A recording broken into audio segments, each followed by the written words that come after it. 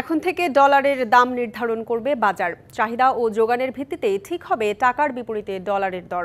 তবে ডলারের দাম নিয়ে কেউ যেন কারসাজি করতে না পারে সেজন্য কেন্দ্রীয় ব্যাংক সার্বক্ষণিক নজরদারি রাখবে। দুপুরে বাংলাদেশ ব্যাংকের প্রধান কার্যালয়ে সংবাদ সম্মেলনে ভার্চুয়ালি যুক্ত হয়ে এই ঘোষণা দেন Bangladesh bank governor doctor Ahsan H Mansur.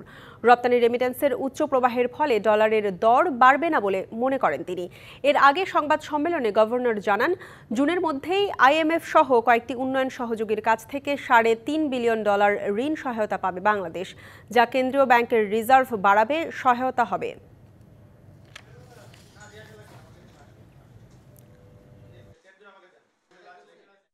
আপনারাই করুন, ঠিক করুন, আপনারাই বাজারে সরবরাহ পরিস্থিতি বুঝে আপনারা আপনাদের দাম নির্ণয় করুন।